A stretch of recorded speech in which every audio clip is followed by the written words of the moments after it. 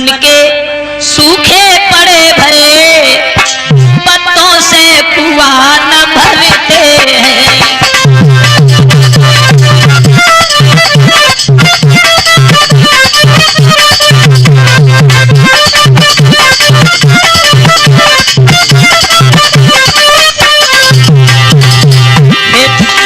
जिनको मोहन से मिलकर भी मनचाहा धीर नहीं आएगा, उनको ये ना कुछ कागज का टुकड़ा क्या धीर बधाएगा।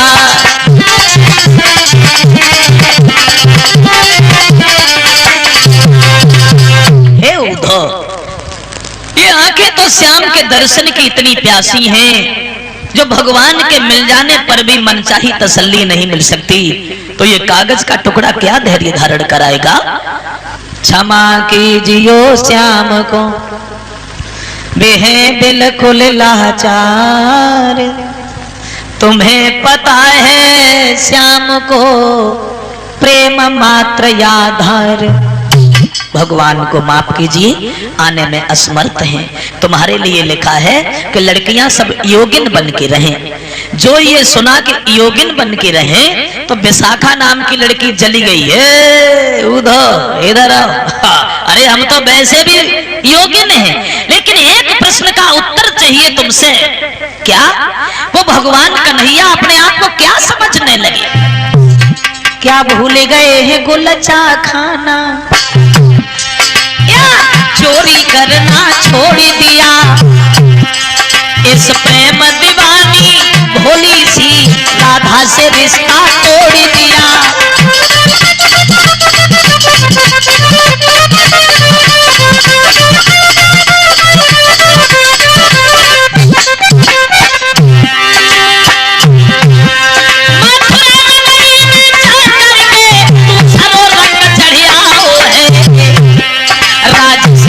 में पढ़ करके हम मौलिक योग पढ़ाओ है।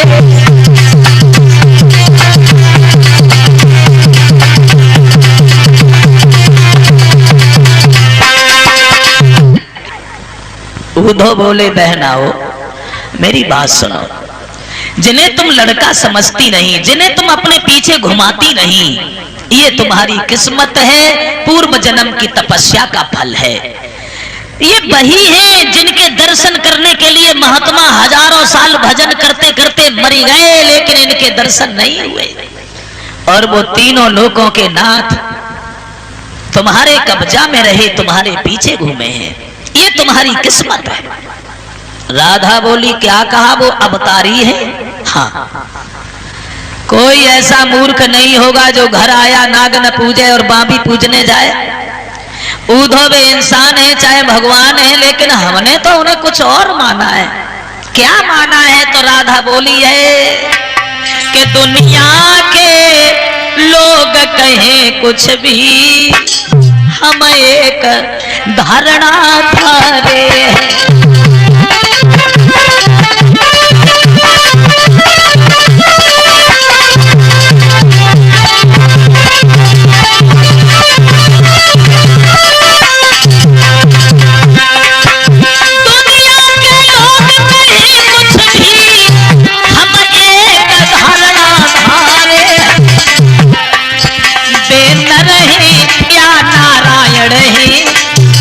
पर हमको प्रीतम प्यारे हैं।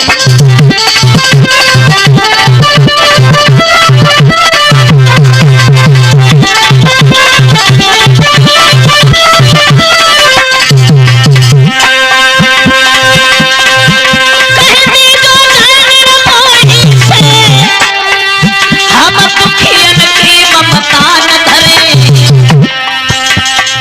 बेराज करें हम त्याग करें, बेभोग करें हम योग करें।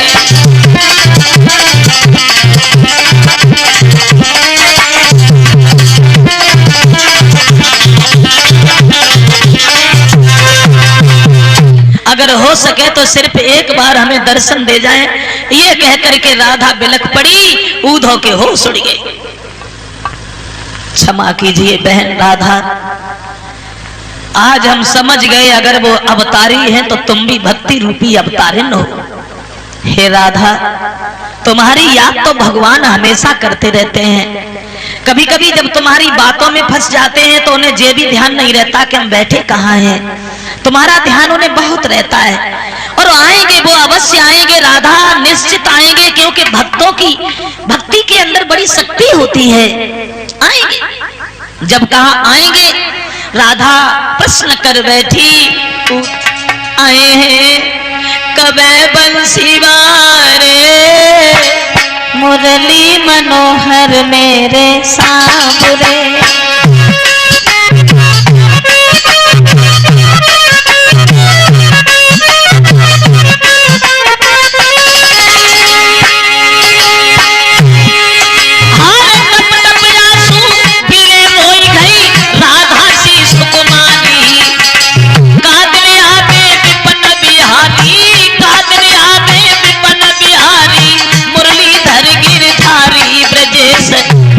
सब सहारे, मुरली मनोहर मेरे सांवरे।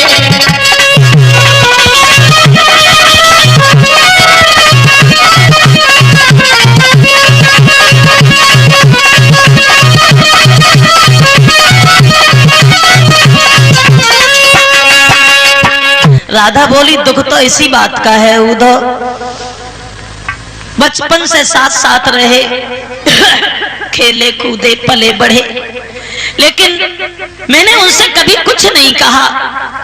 जाते समय सिर्फ इतना जब सवाल किया था कि तुम कब आओगे, तो उन्होंने कहा मैं परसों आएंगे। इस बात के अलावा भगवान से मैंने कछु न कही, मैंने कछु न कही, कोई बात नहीं कही, जुदाई की पीड़ा फिर काहे को सही है, मैंने कछु न कही।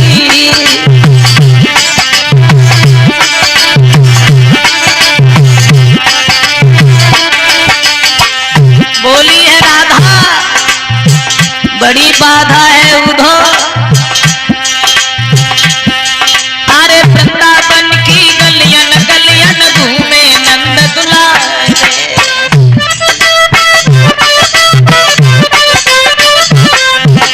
वृंदावन की गलियन गलियन घूमे संग हमारे, कौन सी भूल बन गई हमसे रूठे बंसी वाले, मैंने कछु न कही है, बात नहीं कही, जुदाई की पीड़ा फिर काहे को सही है, मैंने कछु न कही।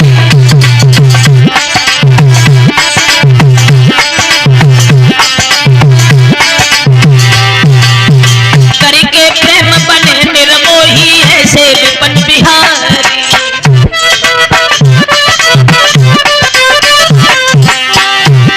हर करके प्रेम बने निर्मोही ऐसे विपन बिहारी।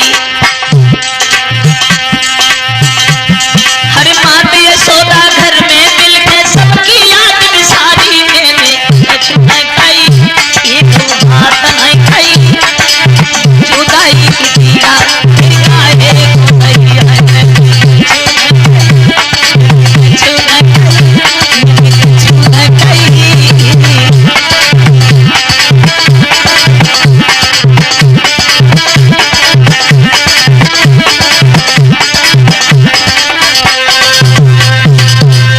राधा बिलखती है, रोती है, उद्धव खड़े के खड़े रह गए। अंत में राधा से क्षमा मांगी गोपियों से कि हमें माफ कर दो। आज हम समझ गए कि भगवान को चाहने वाले कितने लोग पड़े हैं, हमें माफ कीजिए। अब हम जा रहे हैं, तुम्हारी खबर हम भगवान को सुनाएंगे। चल दिए उद्धव, लड़कियां सुस्त हो गईं। उद्धव ने कहा अब काहे को सुस्त हो, अब तो तुम्हारी हम खबर भगवान को सुनाएंगे। क्यों? अपने पास से विदा करते समय मगन होके चेहरा प्रसन्न करके भेजना चाहिए, उदास चेहरा करके नहीं भेजना चाहिए।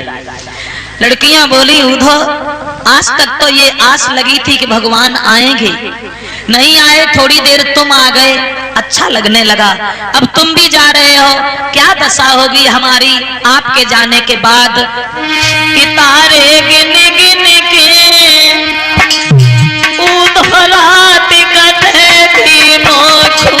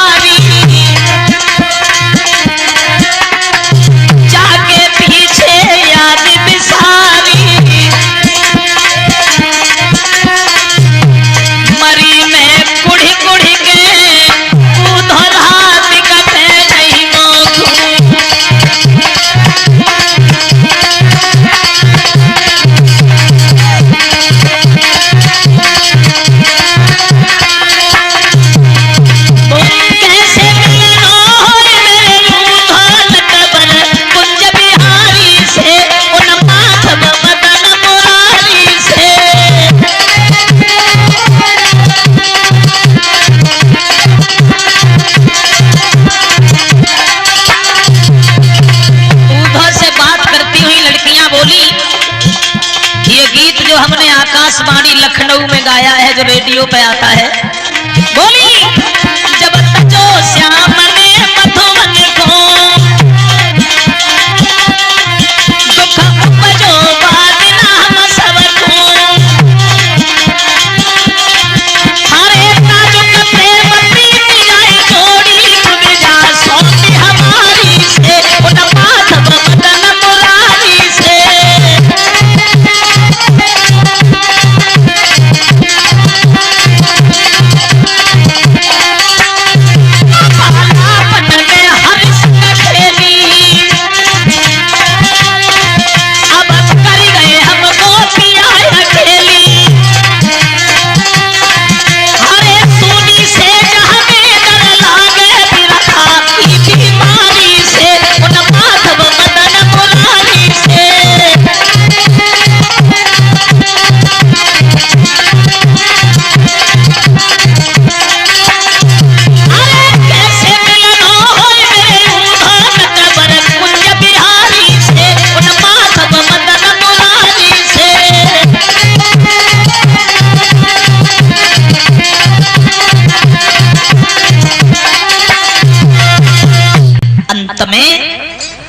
उद्धव वहां से प्रस्थान करते हैं, आ गए मुरलीधर के पास।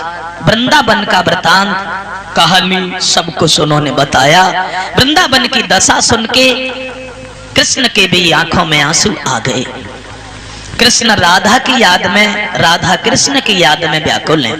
जी का विवाह किसके साथ हुआ? बोले आनृत के पुत्र थे रेवतक, और रेवतक की लड़की थी रेवती। और रेवती का जब स्वयंवर रचाया गया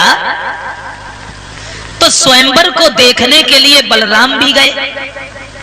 स्वयंवर किसे कहते हैं? स्वयंवर कहते हैं जो लड़की स्वयं अपने वर को चुने, लड़की खुद अपने पति की तलाश करे, उसे कहते हैं स्वयंवर। पहले के राजाओं का कुछ नियम था, इधर उधर से राजकुमारों को बुला लेते थे, लड़की को दिखाया जाता था, और लड़की को जो लड़का पसंद आया उसी के गर्दन में जयमाला डाल दी, उसी से शादी कर दी गई, बस हो गया स्वयंवर। इसे कहते थे स्वयंवर। और गंधर्व विवाह किसे कहते हैं कि उसने उसके साथ गंधर्व विवाह किया? गंधर्व विवाह उसे कहते हैं जिसे आज के जमाने में कहते हैं लव मैरिज, प्यार में शादी। जिसे आज के युग में कहते हैं लव मैरिज, उसे पहले कहते थे गंधर्व विवाह। तो स्वयंवर किया। बलराम भी स्वयंवर को देखने गए। लड़की ने सबको छोड़ करके बलराम के गर्दन में जयमाला डाल दी और बलराम से शादी हुई। रेवती को साथ लेकर के बलराम द्वारिका में आए। बलराम का विवाह तो रेवती से हुआ। अब आ जाओ कृष्ण की शादी देखें कि भगवान कन्हैया का पहला विवाह कहां से हुआ और किस तरह से हुआ। कुंदनपुर के एक राजा हुए जिनका नाम था भीष्मक। भीष्मक, इनके घर में एक लड़की थी जिसका नाम था रुक्मिणी।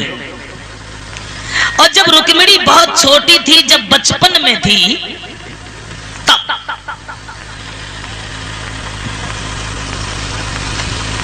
रुक्मिणी के दरवाजे से एक महात्मा जी कुछ गुनगुनाते हुए, कुछ गाते हुए निकल गए कि ब्रजभूमि में हुआ है अवतार कन्हैया का, और सौभाग्य है उन्हें हो दीदार कन्हैया का। ब्रजभूमि में हुआ है। जो रुक्मिणी ने सुना कि ब्रजभूमि में भगवान का अवतार हो गया है, तो सोचने लगी रुक्मिणी मन में, ये जीवन दिन व्यर्थ हो रहे हैं।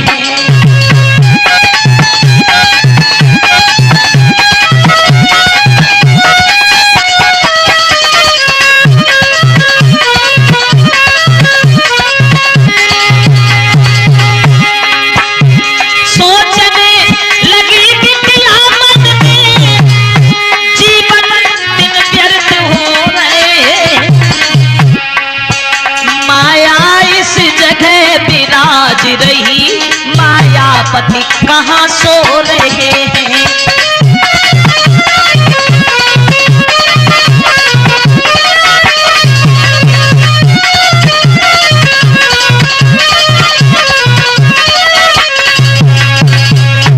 बचपन में रुक्मिणी ने संकल्प कर लिया, मैं जब शादी करूंगी तो भगवान कृष्ण के साथ में, और अगर भगवान से शादी नहीं हुई तो मैं जीवन भर यूं ही बनी रहूंगी, उनकी भक्तन बन के गुजारूंगी, मगर शादी दूसरे से नहीं करूंगी। रुक्मिणी बचपन में चलते फिरते, उठते, सोते, जागते कृष्ण का नाम उनके मुंह से निकलने लगा। धीरे धीरे आ गया वो दिन, रुक्मिणी जवान हो गई, शादी के लायक। और